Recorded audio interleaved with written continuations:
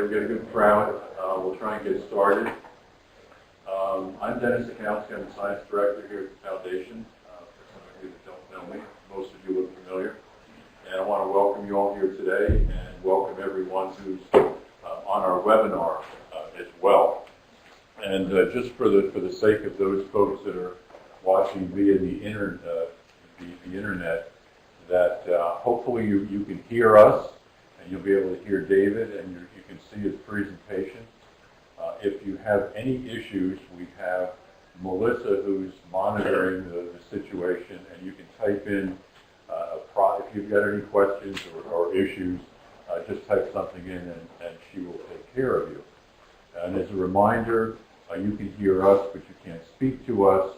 But at the end of David's presentation, you'll be able to write in some questions, and we will be careful to make sure that all of your questions get addressed.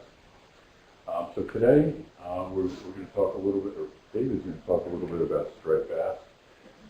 We're fortunate to have Dave Secor, who has a fairly long history with Hudson River Foundation. I guess we first met him when he may have been a graduate student, and he's working with Ed Hood down in a very far away kind of funny little estuary called Chesapeake Bay. And Dave, over the years, has had a particular interest in the Hudson River. So I think his sort of personal connection, his professional connection to the Hudson is very much appreciated. He's had an interest in a number of different fish species within the Hudson River. He's worked on sturgeon and striped bass. And he's currently got a project working on white perch, American eels, a whole range of things here in the Hudson. So he's produced quite a bit of important literature, and we're very fortunate that he continues to have an interest in the Hudson River. He works on other fish, tuna and Patagonia, toothfish or groundfish.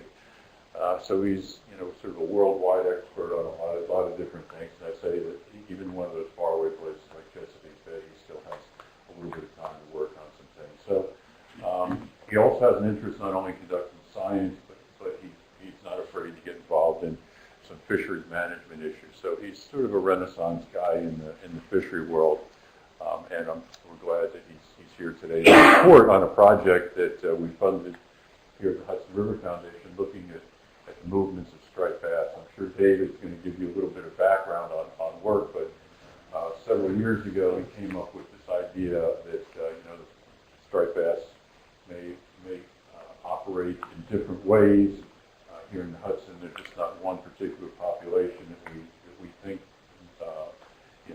come in to spawn and go out to sea, but he came up with this theory of contingent behavior, which I'm sure he'll talk about. And this project focuses a little bit on the lower estuary and how striped bass have been moving or are moving around. During this study as well, he had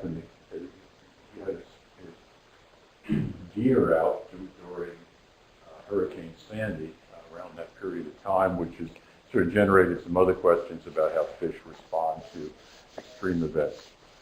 So anyway, David Secor. Thank you very much, Dennis. And it's a real pleasure to be here addressing you all. I do have a personal connection. You'll find Secors up and down the Hudson River Valley. And it sounds like gushing, but the Hudson River is really my favorite estuary. It's just a gorgeous system. In the Chesapeake, where I am, it's kind of like working in somebody's backyard. And you just get a very different sense when you work up and down the Hudson River. And now I was able to get out to New York Harbor. I had been in the lower harbor off Valley Lee, which of course is not famous because of the governor of New Jersey, working with perhaps the last fisherman off Manhattan, Ryan Engel. That was a real privilege to work with him on the American eel question. So, what can I tell you about striped bass? Everybody knows everything about striped bass, right? Everybody has a different opinion about striped bass. They're contentious, we love them, we hate them, they're all over the place, there are not enough of them. Everybody has a different perspective. And I love this. It came in, it's an advertisement for my talk. I appreciate that, the Metropolitan Waterfront Alliance. Is anybody here from that group? This is a great picture. It's like Godzilla has nothing on striped bass.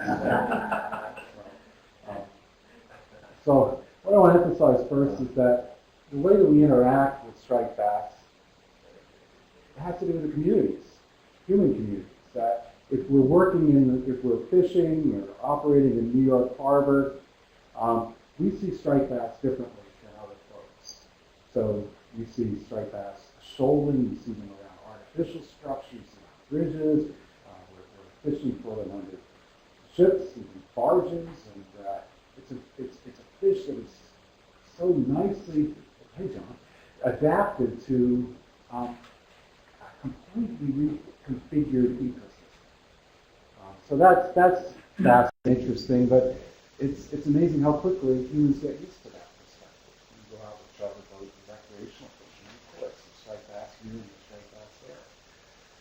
If you go upriver to the Catskill area and you work with somebody up there, it's Richard Booth and his charter operation, you have a very different perspective about striped bass. If you're up there, say in summer and fall, beautiful scenery, and but there's just not a lot of striped bass up there.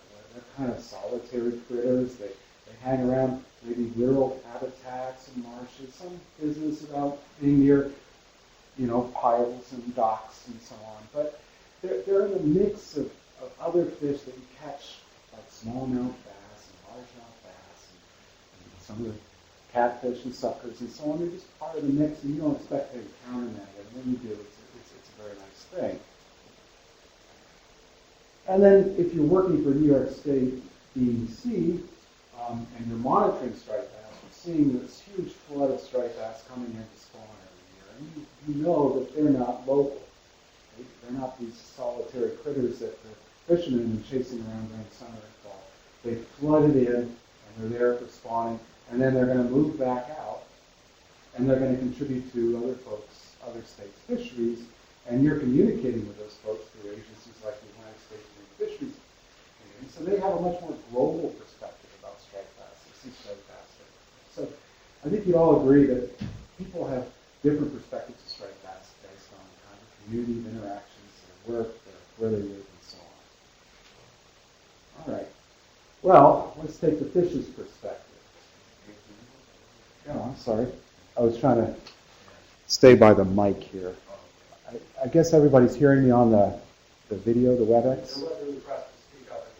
Okay, thanks. So anyway, how do the fish interact with human communities? And it turns out that fish have communities as well.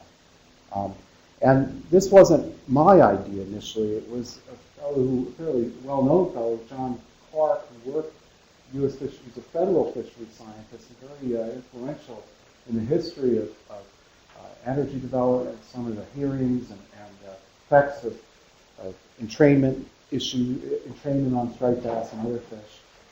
But he also did seminal early work on migration of striped bass. And at that time, striped bass, the way you would understand migrations of striped bass was through tagging. And I have some show and tell stuff today. So I think you're all familiar with tagging. We have the Hudson River Foundation tagging program. We have the American Mineral Society program. But these are, basically clothing tags. You stick in clothes, and now, but then also external tags. And you see that small fish is tagged. And so Clark used fisheries and he tagged fish. And what he found was where and when he tagged fish influenced with where and when they were recaptured. That's a fairly common observation, but he broadened that a little bit and said that these are really communities of fish. So if I tag fish in the harbor area, they're going to have one kind of seasonal behavior. If I tag them in the upper estuary, they're going to have a different pattern of behavior. If I tag them in Long Island Sound, they're going to have a different type of behavior. What I've shown you here are fish that were tagged in New York Harbor in the summer and in the fall. And then the recaptures are shown by season in spring, summer, fall, and winter. And I've color-coded these to help you along, but let's just look at this panel here. Fish tagged in summer. Where are they recaptured? Well, in the spring, they're captured up in the river, so they're kind of moving upriver, perhaps, to spawn. In the summer, and fall, they tend to be centered in New York Harbor area. And then if you go to this fall tag one, you can see in the winter it looks like maybe some move coastally. So that's one seasonal migration pattern associated with the fish that were tagged in New York Harbor. He got different seasonal patterns. So what are some of the problems with this kind of data, tagging data? What are some of the biases? I think you're familiar with some of them. Anybody? Yeah. Reproduce the fishing method. Right. So you're using the same fisheries to tag and to recapture. So that's going to bias the perspective here. So already, if the fisheries are centered in the harbor, that's what you're going to do. Yes. Clarification there. When you say they migrate up river, you mean they go from salt water to fresh water? That's the indication by this tagging data. Okay. That they tend to be distributed, but there weren't, I guess, fisheries up in the river at that time, so we didn't get that picture, which is reflected in this gentleman's comment. But you only see where the fishery is. What's another thing about recaptures that is important? If you look at the tags, you read it, what do I try to do there? Somebody read one of those tags if you can see it. It's too dark. It's $20 reward. So the idea is that reporting is an issue here. So where we don't have fisheries, we're not going to see fish with tagging data, and then not all the fish are reported. And then another issue is that fish tend to be reported pretty quickly after they're tagged. So we don't have long-term records. And so later, this was done in the 60s, later Dr. John Waldman here and folks in the Chesapeake where I am, they started looking at this data more carefully. They conducted new tagging studies. And what they found was that if you start picking apart the recapture data, it looked like, rather than these kinds of residency behaviors, that these were specific to certain sizes of fish, smaller fish. And then as they got larger, they tended to move out farther. So we had this older, farther concept, which still is the basis for our understanding of striped bass migration. This is what the basis of how Atlantic States Marine Fisheries Commission manages striped bass. We assume that after some age, some size, the striped bass leave and contribute to coastal stocks. That's true for the Hudson, it's true for the Chesapeake. And so here we have the idea that they're reproducing in freshwater, and then the young ones are moving into brackish water, and as they get older, these numbers are different ages. They're moving successively farther and farther out. And that kind of makes sense. It's called differential migration. Lots of animals do that kind of thing. In the Chesapeake, we see these huge red drum and black drum coming up from the south. And it's kind of a roving behavior. As they get old, they get bored, and they start migrating farther and farther. So that's kind of the prevailing concept. But there are issues with tagging data, and here's just a kind of conceptual diagram that applies to all animals.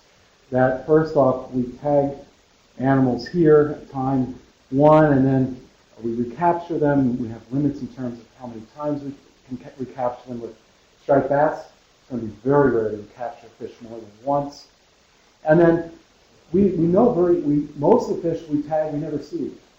So we're getting a potentially very biased reflection of migration through tagging studies. And so as Dennis mentioned, when I arrived, I wanted to think about a method that would allow me to look at the migrations of fish throughout their lives. Get beyond kind of the seasonal migration question and see if Dr. Waldman's argument was, well, they're doing that now, but if we looked at them 3 years from now, they might be migrating coastally. And we couldn't get that from Clark's data set. We need a tag that can stay with the fish. So in those regards, I developed a natural tag based on fish odors. And so here's my next show and tell.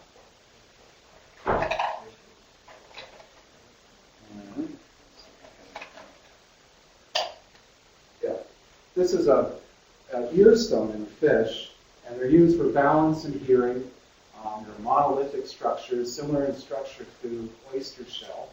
And they're kind of like onions, not like the Shrek version of onions, but they have, you can cut a thin layer out of the center and you can see rings. And then that corresponds to the yearly age. But the chemical composition of those rings can tell us where the fish live. I'll explain that in a bit. This is a state record fish, striped bass from Maryland, and that's an otolith from a 26-year-old fish. And probably that one I want to get back. This one, if you want to pull these otoliths out, this is these fish otoliths. You can pull them out, feel them, see what they feel like.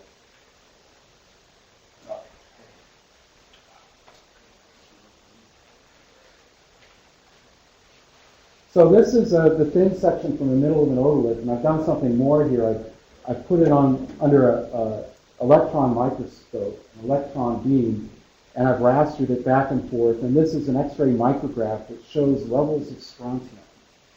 And strontium is a nice marker of salinity. It tends to correspond to salinity. So higher marine water has a lot more strontium typically, not always, but typically than fresh water. All right, so if we look at this otolith, it's like an onion. So the center here is the earliest part of the fish's life. And then we move out here towards the later part of the fish life. And all these little arrows are pointing to annual marks. So this is an 18-year-old fish from the Chesapeake. And this is something else we've learned with otoliths that striped bass live a lot longer than we thought they did. Anyway, you can see bands. The red bands are where strontium is higher, and the green and bluish bands are where it's lower. So this fish, I didn't exactly transect the otolith where earliest.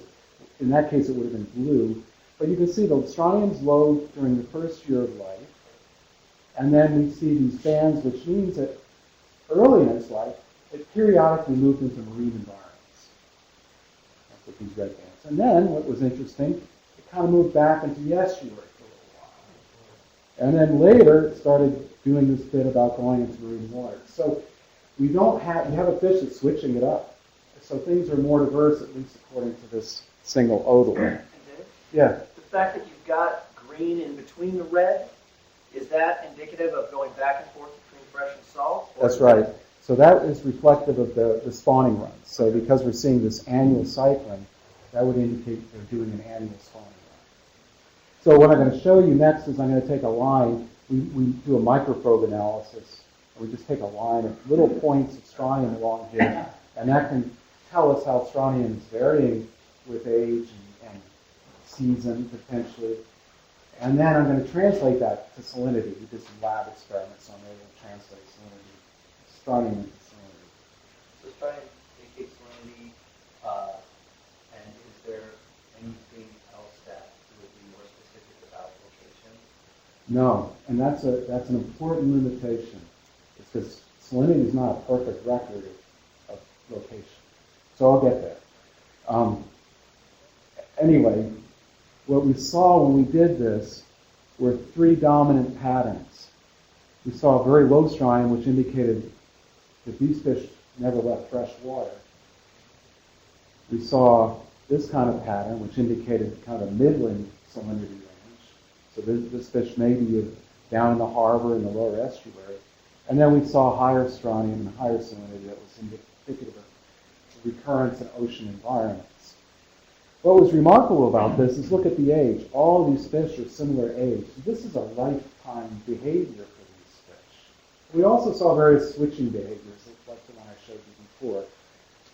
This was kind of a new behavior. You might expect a resident behavior in the Hudson River would include the fish moving into estuaries, but this one indicated they were in freshwater, which is kind of surprising. And as you indicated, this is kind of our resolution with this technique. It's very coarse. But we're very good in this area. Freshwater, brackish water, we can tell those things apart. Once we get into higher salinities, we start losing resolution, because this is a mixing curve function that saturates salinity. So that's an important limitation. So we looked at this issue further, and we said, well, if they're up in fresh water, it probably means they're exposed to this legacy source of PCBs above, Troy, and that was indeed the case. And I worked with colleagues at CBO with conjugate analysis that can relate it to some of that legacy source. And so you can see all these are overlaid, three different resonant behaviors, riverine fish, and they all have very high levels of PCBs. And we looked across different contingent behaviors, and we saw that they each had distinct different PCB levels. All right, so, but the limitation is that we're not really mapping behaviors onto the sea state. We're doing it against salinity. Salinity is a pretty coarse measure. And so And we also know that when the otolith doesn't grow, which it doesn't grow, say, in the winter when the fish are growing, we're not learning anything about the fish's habitat. So there are some important limitations. And that drove me to consider getting into electronic tags. And again, I appreciate, just like the otolith chemistry, the Hudson River Foundation was really my entree to get into these kinds of approaches. It's much easier to study these migration patterns in the Hudson than it is in the Chesapeake, even though the Chesapeake's kind of a trivia system. So anyway, I have to advertise my own history again. But when I started, and this motivated a lot of us in my generation, was this idea that people were just beginning to uncover the hidden lives of fish. But even back then, Jacques Cousteau worked hard to improve videography and cameras and so on. There was blurry blue, and the sticks we were pointing at fish were to keep them at bay. They had nails on the end. Now when we poke at fish, we're poking things into them. We're embracing fish. And I think arguably, this is what's happened over my generation. Is that statement that the lives are hidden is no longer true. That we, in the digital age, what it's done in the field of animal migration is really revealed. We've had just a renaissance of discovery. And here's a colleague, Greg Stommel, tagging a large basking shark. Terrific example of discoveries where basking sharks aren't just surface oriented. They migrate hundreds of years, roving for zooplankton, and they're snowbirds. Where previously thought they were only temperate. Now we know that many of them go south into tropical waters. So all kinds of discoveries. I've contributed to Strike Bass. People have paid attention to the Hudson River Strike Bass story. All right, so we move to our next demonstration is the electronic tag. All right, so this is a very reliable technology now, and there's different distributors, but Bemco has kind of taken the monopoly on this. They have government support. It's just a real coup for them, but they build good products, and this is something that we actually surgically put into a striped bass. So we have to get the striped bass, make a decision, put this in, suture it up, and now this has a pinger in it, and this pinger gives a coded signal. That we put a receiver down overboard. If we put a receiver out in the water, we can hear it. Usually it has to come within 1 kilometer of the receiver to hear it. So I'll pass this around. Take a look at it. Where did that come What? from? What's the name of that company? Bemco. And those receivers, they vary in price. I mean, the transmitters vary in price, but that one's about $300, $350. So this is one of the constraints. Is we would like to put hundreds of these things out. It always becomes, what the budget will bear. This is they vary depending on the pinging rate. Right? And you can turn them on and turn them off. You can do different things. But the way we use them, we usually program them to last 2 years, sometimes 2.5. The other part of that we're learning is there's so many of these pingers out now that other investigators get irritated if you go put out a 10-year tag and you have a 2-year study, and then they get to listen to your fish for 10 years. So they do have 10-year tags now, and it's one of these things that just can't. So you could get a lifetime perspective using these tags, and the sturgeon tags are typically on the order of 10 years. Does your tag have a specific identifying number? It does. It does. It has a number. It's coded. And so now this is, we can have a manual receiver that we take out on a boat, and we stop every mile, we give a listen. It's a great way to see the river, a great way to see the harbor.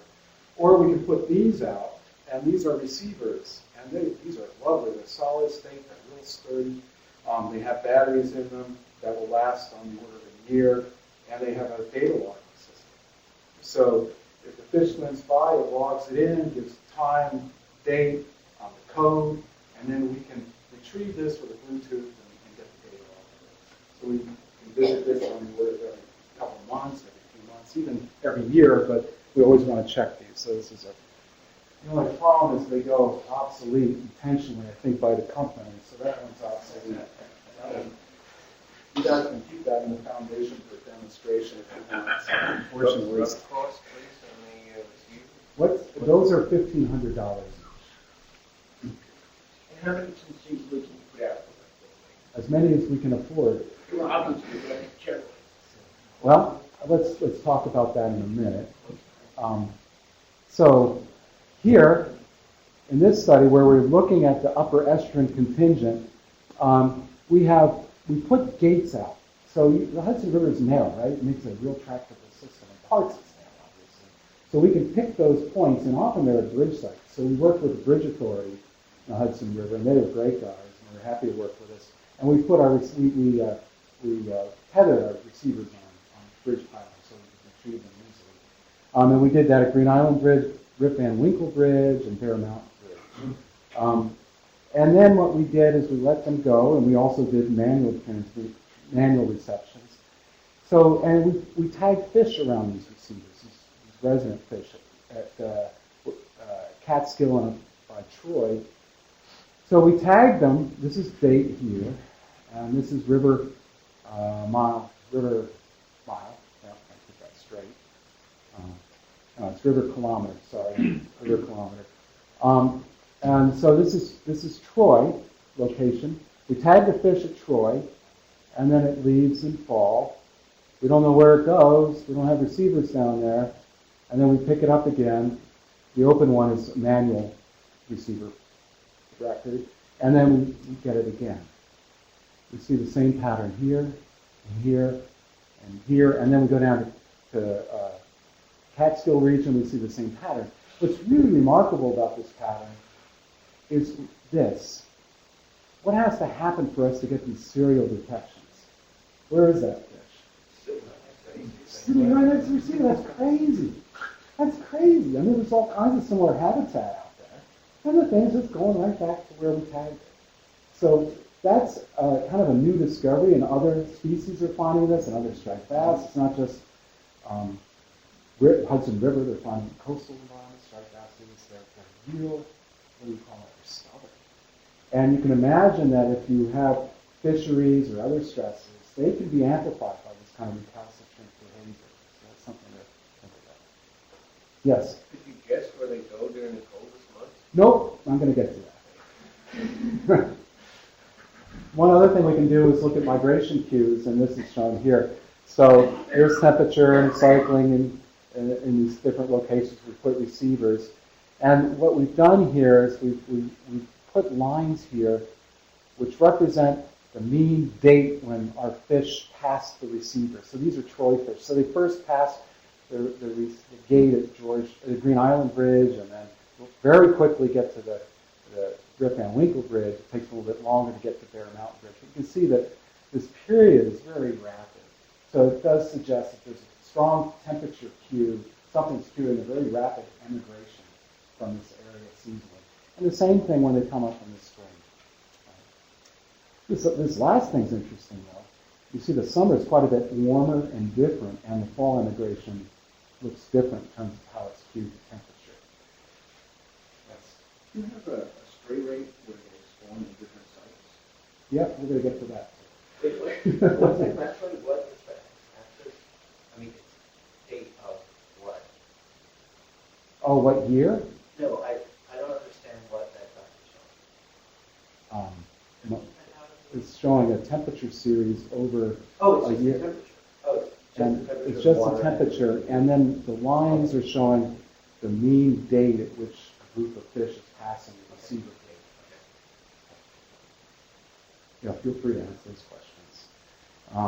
All right, so now we're going to broaden the scope and look at other contingent behaviors.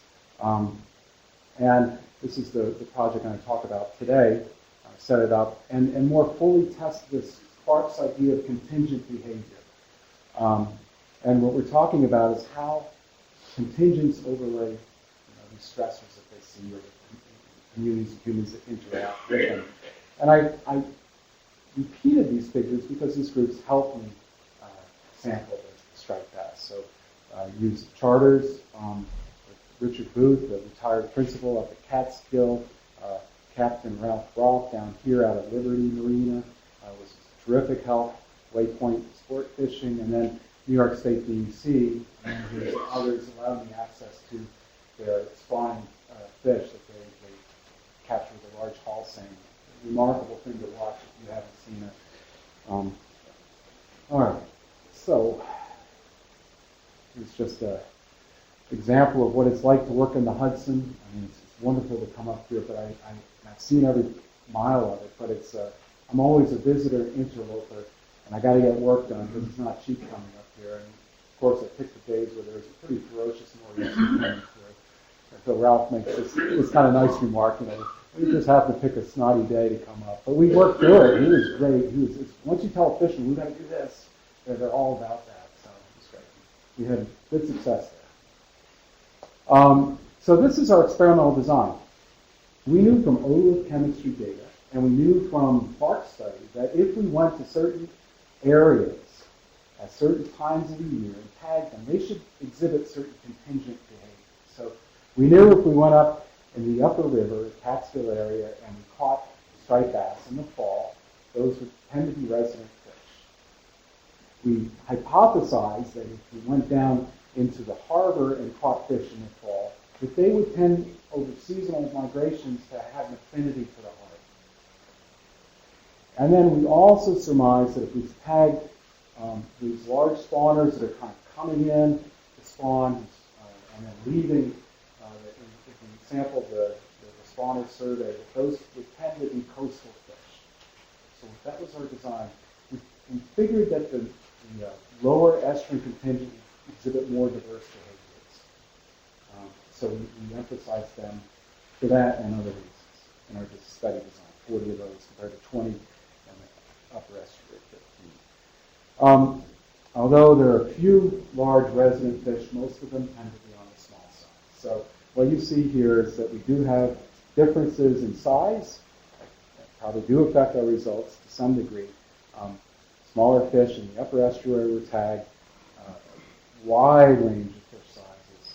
And this isn't necessarily reflected by, I think there was kind of bimodality in the size distribution of fish that we tagged. And we're going to be looking at this in the current project that Dennis mentioned. And then large fish up here, the spawn group. So now we put out receivers, and our goal was to kind of pen in New York Harbor and capture migrations up and down the river. And so we put in gates, Verrazano Narrows, we put 4 receivers there. Kildan Cole, we put 2 there, and East River, we put a couple out there where it was narrow.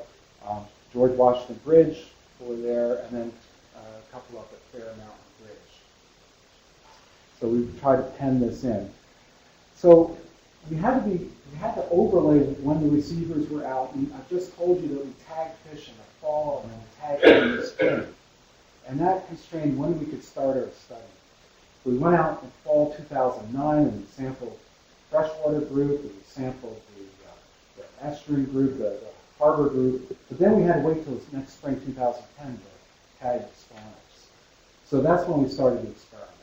So our fall tag fish had been in large for 6 months or 5 months before we started. So took a little bit of hit in terms of the numbers, and I'll show you that in a minute.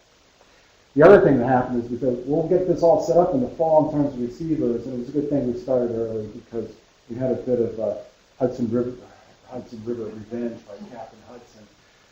When you put things in the harbor, boy, things can happen pretty quick. We're down at Verrazano Narrows. There's all kinds of shipping traffic, of course, and we set everything up the way we wanted to, not the way that necessarily shipping wanted it to go. So we got Coast Guard permission and everything, but we did have some issues. There's 2 principal ways we put receivers out. This is a safe way. U.S. Coast Guard has been a wonderful cooperator in telemetry, and they allow investigators to put their receivers on their buoy, which is great because they're very well moored. People leave them alone, and the Coast Guard knows we have receivers, so if they change them out or something, they can give us a call. That's preferred way, but Coast Guard buoys aren't laid out like to do the easy casting that we want to do. So we've got to put them out deliberately in spots, and that's when we got into some trouble. We used acoustic release buoys. Oops. These here. It's kind of a cool system. You put about a 200-pound pyramid anchor out, short cable, first mistake, and then we put this big buoy, this big can like this, big flotation. And it has space for a long line. And you float the line in there and put a cap on it. There's an acoustic trigger that spins when you trigger it to do so from the surface. Line flakes out, buoy comes up, and you retrieve your receiver, you package it all up, put it back down again. That's how it's supposed to work. But we had some issues. We didn't deploy them with cable instead of line, so we had some fraying issues. We deployed them in too deep water, so we had one mooring line like this wrapped around it. So we were definitely having issues, and we lost about half a dozen of them, unfortunately. But then we had funds to replace them, and we did so. And after that, we had no problems with them once we figured out how to do it. All right, so we started in spring. We had our receivers, we had all our tagged fish, and then we found out this. This was really happy news. So we're in New York Harbor with our receivers. I guess about 10 receivers or something, 11. And then we find out that sturgeon is threatened. NOAA's released millions of dollars to study sturgeon telemetry. So everybody and their brother is doing sturgeon telemetry, and they've got receivers all over. That's an exaggeration. It's very large groups. New York State DEC had been concentrating on it for some time. SUNY Stony Brook, Mike Chris got a very large grant. Wayne Fox had been working on them for some time. And so we had these receivers that other people were using. And what's really nice is when scientists get along, and they get along as part of this thing called the Atlantic Cooperative Telemetry Network. And Dwayne and Tom Sadler, maybe some of you know from Connecticut, and John Manderson from Sandy Hook, they invented this as a way of scientists cooperating so that when my receivers heard your fish, and there's thousands of receivers, transmitters out there, I'll let you know. I'll give you the data. If your receivers hear my fish, you'll let me know. So it's this wonderful reciprocal data sharing, organic thing. Nobody's required to do anything, it's all voluntary, but it works great. Much better than I expect. So a study where we thought we might have tens of thousands of maybe detections for fish as we move past our receivers, suddenly we had this happy dilemma of over 500,000 records. So we had to upgrade our Excel program and get into other things quickly, but it was very nice. And this will be the gift that keeps on giving. So what I'll show you today is probably just scratching the surface. I want to acknowledge Ben Gahagan, who came in midstream on the project and did many of the analysis that I'll show today. All right, so here's the start of the experiment in spring 2010, that red line. So some of these fish, they've been at large already, upper estuary contingent, lower estuary contingent. We started with 20 here. 15 here, and we're down to 12. We started with 40 here, and we're down to 32 at the start. So we took a hit, but we still have enough fish to move forward. And this shows the attrition of our records of hearing fish over the time course of the experiment. And this is when we pulled our receivers about a year and a half into the study. All right, I think that's got it. One of the things we'll turn back to is look at this attrition rate. Now, we had 20 starting this experiment, but within 2 months, we lost 45% of those fish. All right, so ticker tape parade. So this is what 500,000 pings looks like. And what Ben has done is he's already summarized this. These are daily. So you can get thousands of records in a single day. The fish sits next to the receiver and is transmitting every minute.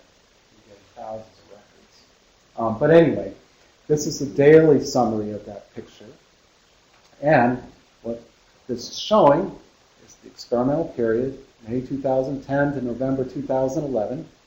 And each one of these rows, a little bit overlain, are individual fish. And there's 51 fish that remained in the study. All right?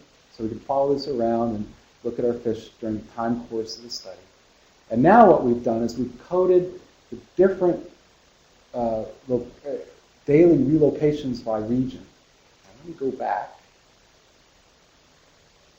There's the regions, and they're color-coded. So we divided the world up into New York Harbor, Lower River, Upper River. So it's above, I guess that's above Haverstraw. substantially above it. It looks like it's above Newburgh. And then coastal north, which includes Long Island Sound, and you see these receivers along Cape Cod in Massachusetts. And then it's coastal south, which is Delaware, which is probably the most instrumented system still, because Dwayne's been working there for some time. And Jamaica Bay, where Mike Frisk had set up a very dense array of receivers there. So they're color-coded: green for the river, yellowish for the harbor, and purple, bluish for the coastal regions. So that's what you're seeing here. Ticker tape of all those different colors. It looks kind of random, but I've ordered it so that we first are looking at the upper estuary contingent, those that we tag upriver, and then we're looking at the lower estuary contingent, those that we tag in the harbor, and then the ocean contingent at the bottom. And now you're beginning to see some patterns. You see more greens here, which supports the view that these are large, have high affinity for river habitats, upper estuary, lower estuary is light green, upper estuary, I'm sorry, vice versa, dark green for upper estuary, and lower estuary is light green.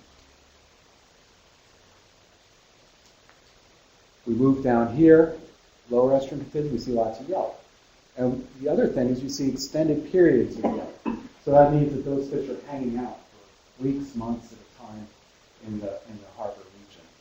And then ocean fish, you see more purples and blues, and that's kind of what you expect. And we'll dissect this a little bit more in a couple slides. Now, this is still remains a very big challenge to try to digest. You could sit here and look at different stories. For instance, this guy down here is really interesting. This last row was a fish that we tagged and we assumed it was an ocean contingent. We're just seeing green. So a resident fish snuck into that spawning sample that DEC took. So there were some kind of misclassifications. The best way to treat this is in a multivariate perspective, because we've got date, and we've got region, and then we've got these contingents that I want to overlay. So what I did is I pulled the contingent thing out. I said, let's pretend there's no contingents that I've identified. And let's just treat the data in terms of how habitat patterns are correlated among individuals. So throw everything up in the air and see how things come down in different piles. And we reinvent the world in a principal components analysis to come up with new variables. And that's what's shown here. And so the first two principal components analysis explain the majority of variance, which is always good. But the issue with this is how to interpret those. And so we do that by looking at things called loadings, and that's shown by these arrows. All right. So we have to kind of interpret these new variables by these loadings.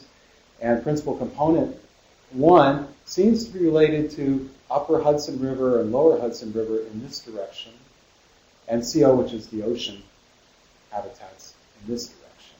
Okay, so that's separating the data between the river and the ocean in terms of those regions, nothing to do with contingent classification. And then if we look at the other principal component, we see that it's explaining something about the harbor and Long Island, which should be kind of mixed together, adjacent to one another. So this one, as things move in this direction, we expect affinity with the New York Harbor, Long Island. If they move in this direction, the river, and in this direction, the coastal ocean. Now, what I do in a post hoc, after the fact manner is I impose a contingent component. So I coded the individual fish, which are the circles and the triangles and the pluses, on top of this. This wasn't part of the initial analysis. I did it after. And what you can see is it group out very well. And you can do parametric statistics, univariate kinds of things, and they are significantly different. So this is a statistical test of the contingent hypothesis. We let exploratory PCA define the data, and then we tested that in terms of these new variable sets among contingents. There's another way we can do this that's even more agnostic, and that's a clustered analysis. And here it's a similar kind of approach. It's basically like a taxonomic tree, where we look at individual affinities to one another based on the patterns of habitat use and across river, harbor, and coastal habitats. And I won't belabor this, but what happens when you do this is the contingent structure, you begin to see subgroups within the contingent. So we saw this with our telemetry study on the upper estuarine contingent, and we many years ago. But of course, as you drill down deeper, there's diversity nested within diversity. So in all migration studies, the ultimate issue is what level of structure, in my opinion, is something that's relevant, it's something of consequence, something that you can do something about. So in any case, if you look across here, we have categories that kind of fit the contingent. The coastal affinity one is broader, so we're getting more membership than just the ones that we label ocean contingent.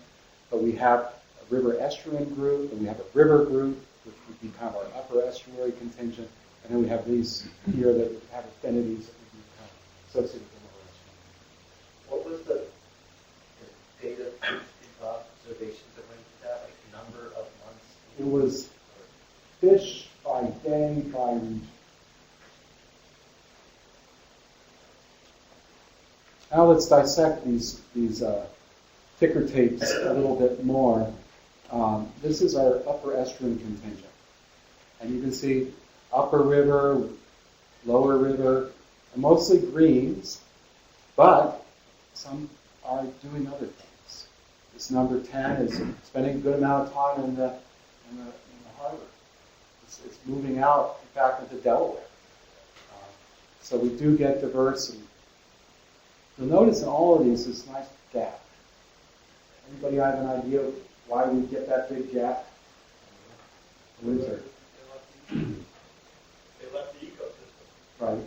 So a lot of this we're biased by where our receivers are. If they're in coastal waters, ocean waters are less kilometer than nearshore estuarine water. So if they've got a behavior like that, we don't see it.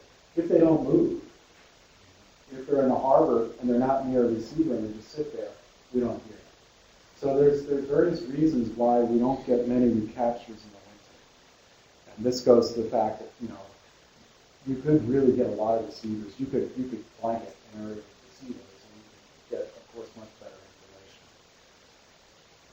Here's our lower estuarine group, or harbor group, and of course lots of yellows, but a lot more diversity. We see them poking their noses out into New York Bight in terms of what we're seeing in Jamaica Bay with my Frisk array. We're seeing them move into coastal areas. And this is interesting. Now we're in winter again, and they're in Delaware Bay, and they're hanging out there. The other thing that's a little bit disconcerting is we get into spring, and they're in Delaware Bay where they're not supposed to be. So, Manhattan's kind of a cosmopolitan place, and I guess the harbor is as well. So we do probably we might call them strays, but they are coming in and they're using the harbor from other populations. What I found remarkable is that I tagged a fish in the harbor, and I went directly back to CBO, and I have a receiver off our pier at Solomon's, Maryland, and within a week, one of those fish showed up at our pier. I just boggled my mind. So it was like Mary had a little lamb. All right, so one of the interesting things is, well, how much time do they spend? And can we define this contingent by how much time it spends in the harbor? You can. They spend a significantly larger amount of their time in the harbor. This is biased low because we haven't carpeted the harbor with receivers, but it does show that there's a significant propensity for this fish to use the harbor, not just as a quick transit habitat, but to use it for foraging over winter. Here's the ocean contingent, lots of blues and purples, and here's that strange fish that's obviously a resident fish that died in the banks. One of the things you'll see, which is kind of neat, you can see it in some of the other projections too, is this green. So we tag the fish in the upper Hudson River estuary where they're spawning.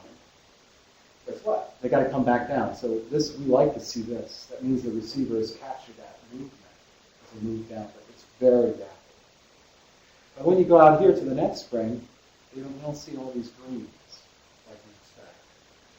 And the Hudson River is fairly well instrumented, so we strongly suppose that many adults are not spawning over here. It's called skip spawning, and with telemetry there's been an increased recognition that many fish, it's not just sturgeon, don't spawn over here. Some last bit of data in terms of we were also interested in how fish transit or use the corridors that enter the harbor and as they enter and exit the harbor. So here we have Arizona Narrows, Coral, Birdwatch Bridge, and East River. And we coded this, and I'm sorry, the colors are not what I've shown you before. Yellow remains for the lower estuarine contingent. Now the upper estuarine contingent is a bluish thing, and our ocean contingent is a brownish thing. But what you can see is in spring, all these contingents are perhaps moving down. So we're seeing a good representation of all of them. You can see here a similar corridor use between East River, Arizona. We don't think they're using the kill and cool. We think what happens is striped bass move down. We're catching them as they move over the edge. We don't know that. We did have two, and typically we got them at the first one, but not the second one. So we have one that's closer to the harbor and one that's farther away. That's spring. Summer, we don't think it's necessarily transit we're looking at. If Arizona Narrows has structure, it's pilings, we think that there are striped bass that just hang out there. And so we get this big bubble of lower estuarine contingent fish right there. And you can see here that we're getting ocean contingent fish in summer. We think we've clipped the edge of when they're coming back down after spawning. There's a reason for that.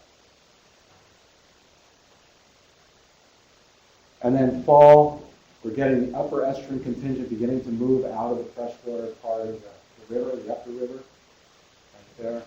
And then winter, we have upper estuarine fish, lower estuarine contingent fish off George Washington. That's probably kind of an overwintering area. It's been worked there to show just very high high concentrations of striped bass in that region in the winter months.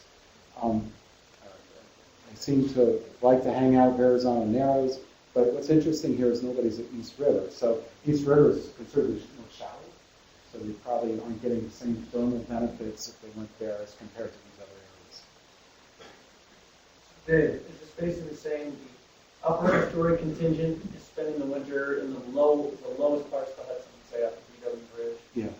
The lower estuary contingent is probably Rockaways, Verrazano area, and then the ocean contingent is literally out in the ocean? Yes. Am I reading that? Yes, that's right. Now, the upper estuary, we only know as much as we have receivers out there. So that upper estuary contingent, it could be in Haverstraw, because we do have dark greens for some of those winter incidences. We didn't have Haverstraw so well monitored by, that would be New York, DC. We did have some that were off Jamaica Point, Mike Chris receiver array. So they do move into coastal waters, that upper estuarine contingent, for overwintering. They go to different locations. And that countervails the Ovis story, where I told you they were freshwater. We just didn't see it because the Ovis wasn't growing during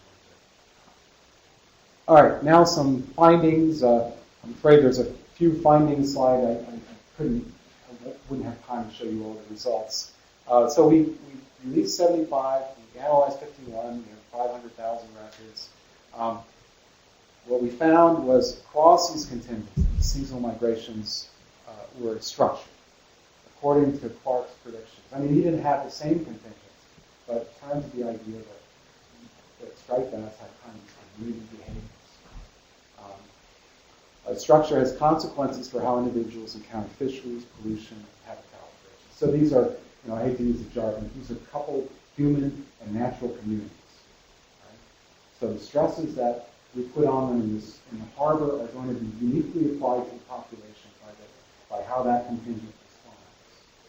And there's reasons to build diversity in terms of these contingent structures, in terms of insurance effects and portfolio effects.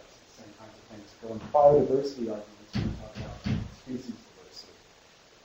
Unexpected telemetry assets, I think I kind of reviewed that already, but just some numbers. Over 100 receivers detected our fish, 70 within the harbor, Long Island Sound, and New York Light. So that was a real thing for us. Upper estuary contingent over winters in lower estuary, New York Harbor, and coastal habitat. So that's no striped bass over winter in the upper estuary. They leave the sea. Maybe somebody proved wrong. Did you catch one up there once? No, not one. I'm sorry.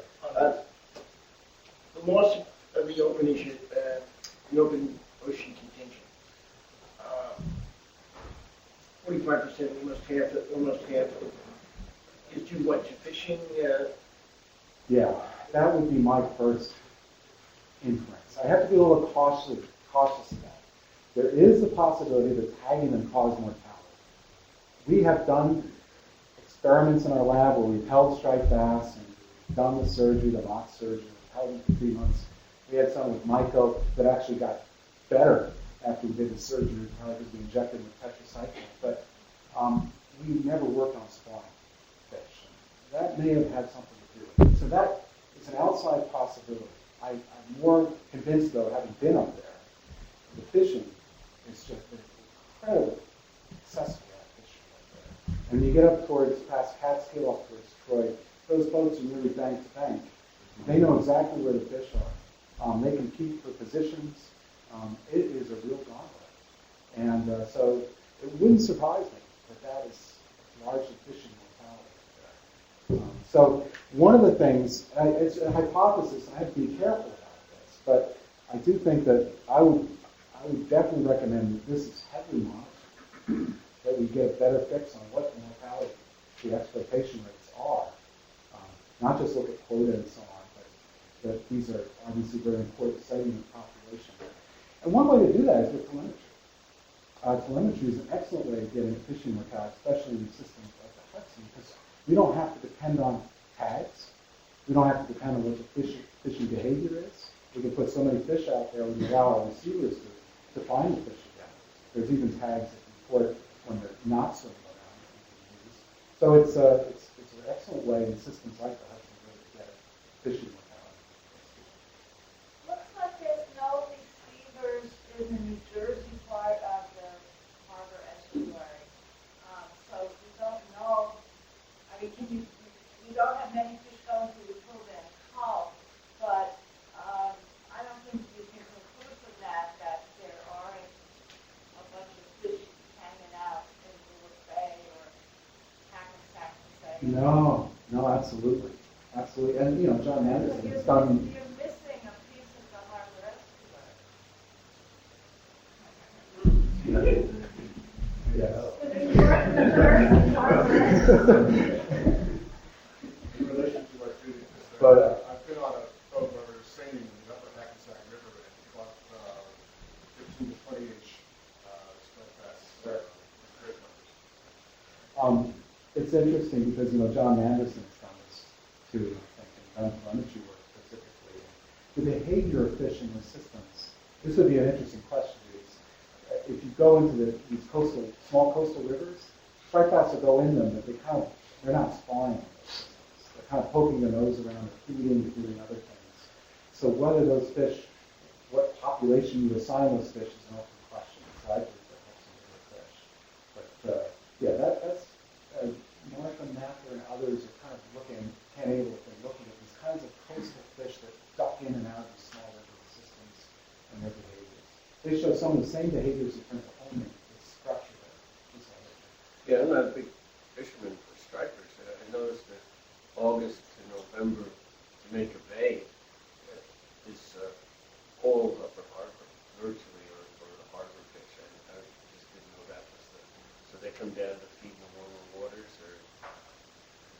Yeah, I think that there is evidence for especially smaller fish to be caught abundance off southern Long Island in some of those days. And could you review the dates, the actual dates of the study that you started and ended?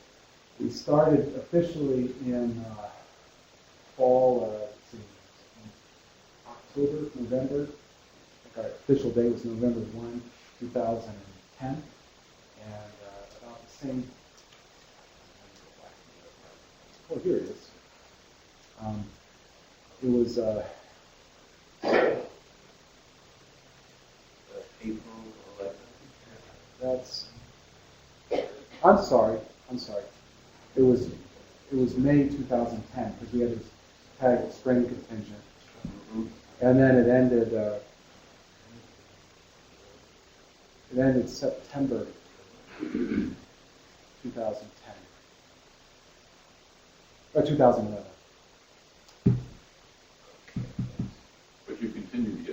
Yes, we did. You can see what happens is kind of the fish, you're getting attrition. So you're getting less and less information on this fish as you go. Okay. There is a final report on the Hudson River Foundation website. I want to get the true story because I may have not gotten it. The lower estuary contingent is highly dependent on New York Harbor, but also uses coastal areas.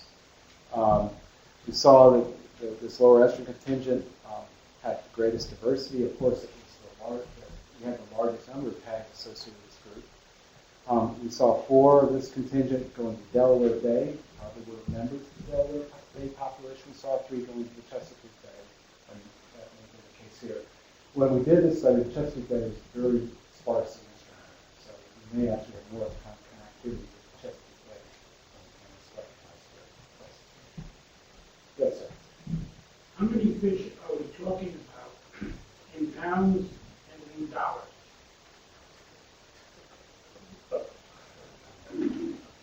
I haven't done that calculation.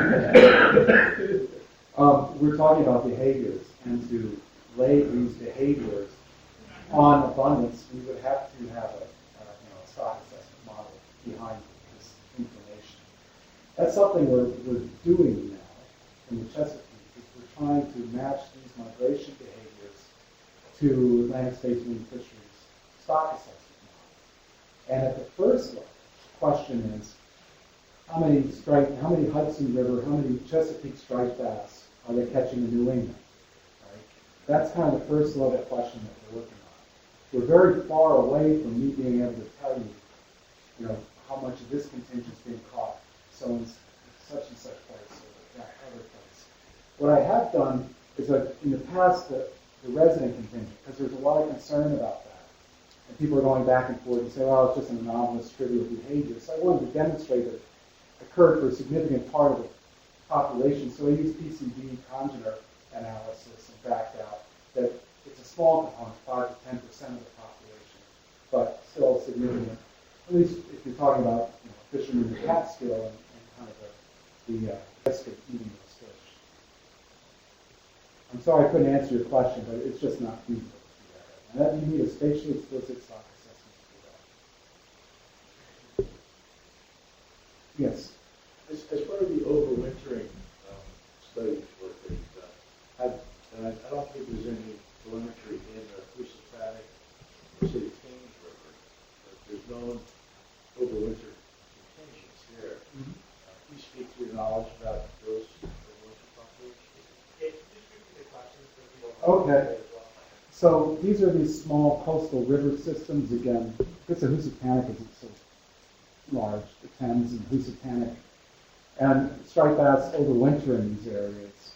And given that I said that they don't overwinter in the upper Hudson River estuary, why would they be occurring in these systems? And I'm guessing because they receive more of a thermal influence by marine waters. So if you look at the distribution of striped bass in those systems, I'm guessing they're going to be in marine waters and they're going to be in temperatures that are suitable for them.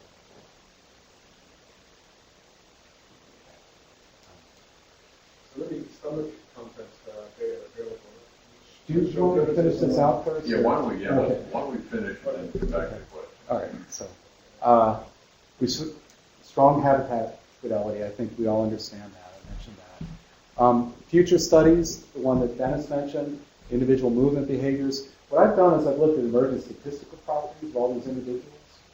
But we can use state modeling to actually dissect the movement patterns of individuals. You can look at movement paths and make inferences about what kind of behavior, say foraging behavior versus overwintering behavior. And we're also going to be looking at patterns of egress that might be related to weather events like Sandy.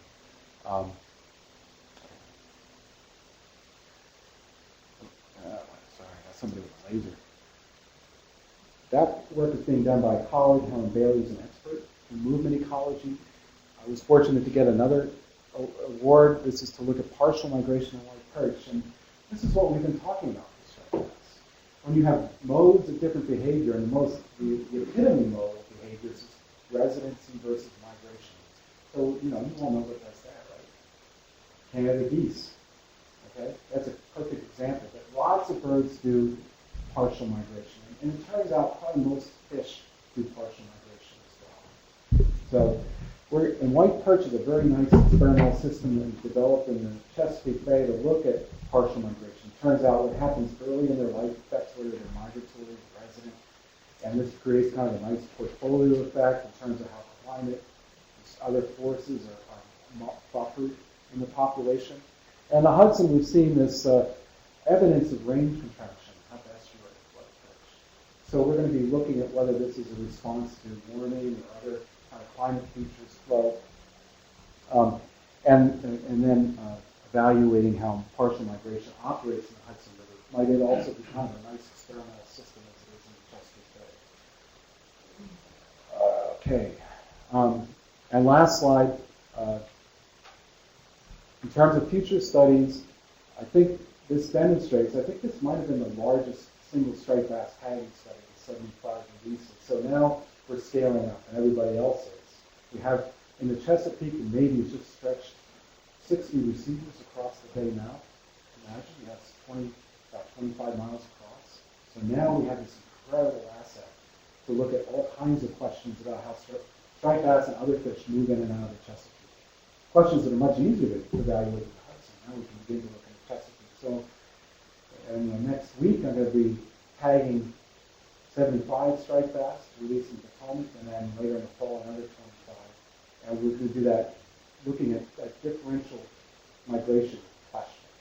Do we see, how does the rate of immigration from the Chesapeake Bay change with size? And that work is being funded by Atlantic States Marine Fisheries Commission, because they expect that to be very valuable information they can build into their spatially specific stock assessment. And I mentioned some of the issues with the in-river fisheries for Hudson River swans. That merits additional investigation. All right, and that's it. Thank you very much.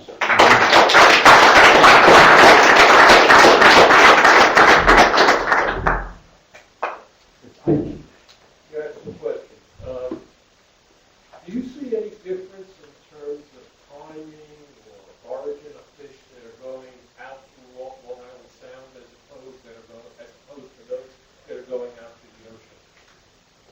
That is part of those 500,000 detections. We didn't get at that question. It really requires very specific tracking of individuals, because you're really saying, is that we can do it by contingent. That's pretty coarse. So that's one of the questions we're going to be looking at. But if we go back in terms of the contingent idea,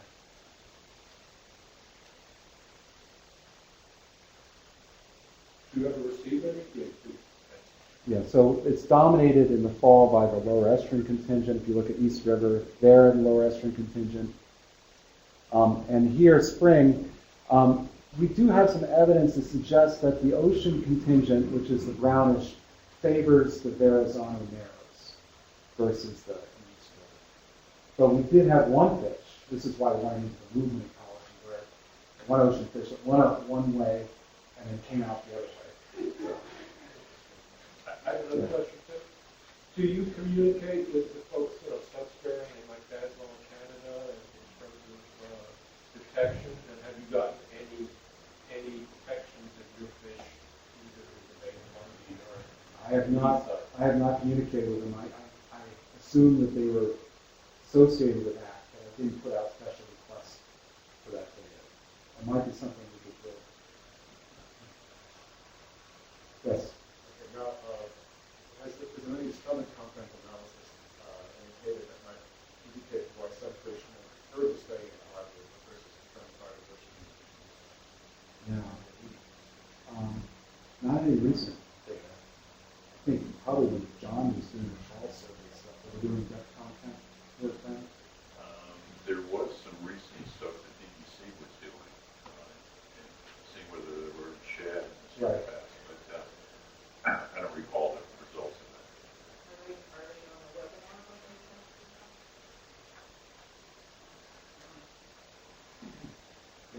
You said that the tagging data indicate that some fish may not be spawning every year. Any ideas on why? Yeah, I mean, there's all kinds of reasons that have to do with energetics and even life history kind of theories that people propose. Forage? Yeah, that it may be that they get trapped in a certain location and they can't find their way back. This has been proposed. It may be that energetically they're not ready to spawn. We've known that it's not only just the spawning migration, it's when they get on the spawning grounds that people who sample striped bass often find evidence of atresia or unripe eggs or smaller immature fish going along for the ride. So there's various reasons why we don't spawn every year. And, it's energetic. Some people say it's evolutionary. I kind of think that it's also just that they may find themselves too far out, can't get home again. Dave, you want to have a John question about the Last one. They're asking you to repeat the question so that people on the webinar can hear it. Okay, so John's question is, do odorless suggest much contingent switching with increasing size, and how do you think overall population size affects the relative size of contingents? Good question. So the first one is, it's easier to see switching the longer a fish lives. So it's a little bit confounded, but I do think that's generally true, that as fish gets older, behaviors may be more likely to switch. And you do see this with other species like Arctic chars, a well-known one, that switch behaviors. It's an imaginative fish like striped bass as they get older. One of the interesting behaviors that I've wanted to go back to is we see juveniles, and Kimmy Cowens reported on this too. We find young of the year and yearlings down in Long Island waters that are likely Hudson River origin. And so we saw evidence of that with odor chemistry, that they're showing a marine signal the first year of life. It would be very interesting, and then they go back up, and some of them adopt the resident behavior. That would be very interesting to pursue further. What are the consequences of that kind of early emigration in terms of later migration behaviors? The other question is, other overall population size affect the relatives? Yes, I think so. I mean, that's kind of what we saw with white perch. Is there was this interaction with striped bass and white perch respond somewhat similarly to, at least in the Chesapeake, weather conditions. So this year will be gangbusters. I'll have to hand in my PhD for striped bass because we have a cold, wet winter, which is perfect conditions. And that favors certain contingents over others. But when things retract, and it's a drought condition, you have a very poor year class, that favors some of the smaller contingents, like the resident contingent. They become more important. So, yes, I think that probably happens with striped bass too. Growth phases, the growth phase probably favors things like the coastal migrants. And I think, now that it's an obvious question for John, because he talked about range dynamics and how the striped bass are increasing their range with population size. That was the other important part of his paper, besides the differential migration. I think that early on in your presentation, many of all the contingents are using the upper Hudson for spawning. Is that correct?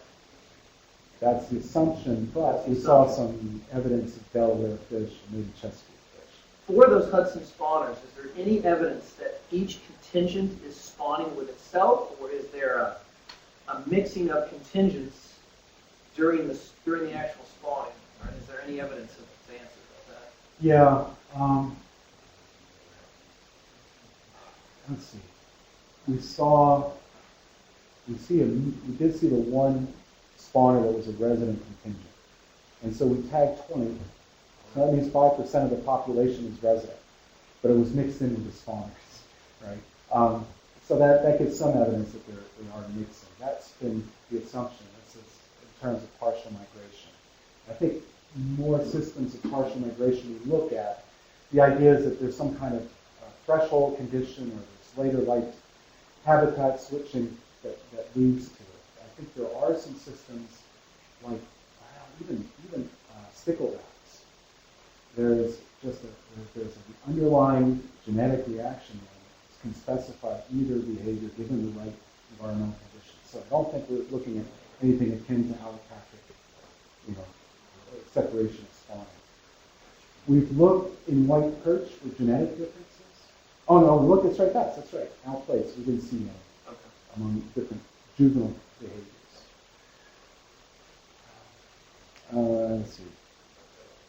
That's it. Okay.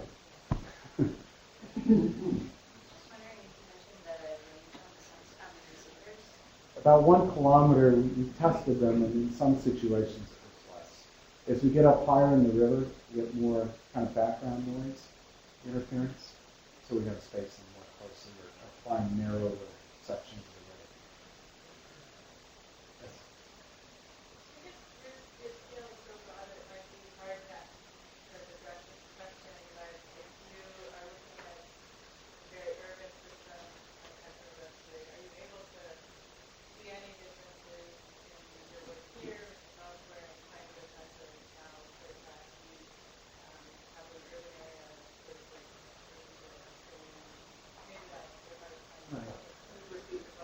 Yes, a good question. It was basically how applicable are these results to other systems? And so in that we see similar contingent behaviors in the Chesapeake basin. I think one of the interesting findings for me is that when you look at the New York Harbor and the lower estuary, spatially, that's a very small area when you compare it to like the Delaware Bay estuary, Chesapeake Bay. Even now we know North Carolina fish are contributing to coastal stock. Yet we see that it's so central to the Hudson River population.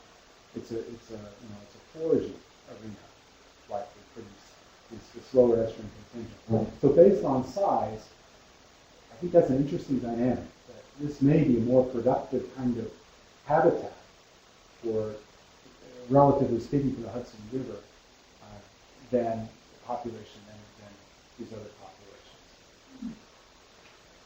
So, are satellite tags out of the question for various reasons? Nope. And have we tried that? There are satellite tags possible for striped bass. Dr. John Graves at Virginia Institute of Marine Sciences has done a little bit. Satellite tags, the issue is you kind of need, I'd say it changes, but you need at least a 10 to 15 kilogram critter. They just have a big effect because they require a flotation device, and that just affects royally the behavior. I remember they really pushed it with silver eels, trying to see if the silver eel could track them to where they spawn in Sagacity Sea. It was just awful, And it eventually got eaten by a shark. So I mean, it ended up a high impact paper in a scientific journal. That was good. Yes. Is the resident population more ancestral? Yeah, which came first? John Waldman and I actually had long discussions about this, and his dissertation approached this topic about whether the Maronid family was originally marine or freshwater. And John's dissertation, based on kidney structure and other affinities to other taxa, he suggested they're marine origin. I tend to agree with him. I think, and we now have actually some phylogenetic data that does show that the Maronids are a temperate bass family, and they include the European sea bass, they include striped bass, white perch, American bass. And so what you see is kind of a gradient from in the phylogeny in terms of more ancestral to more derived from the marine forms in Europe, the striped bass, the white perch, to the radiation in freshwater habitats in North America. So it does look like there was more recent radiation in freshwater habitats by this group. And striped bass could the white perch might be like the link between them.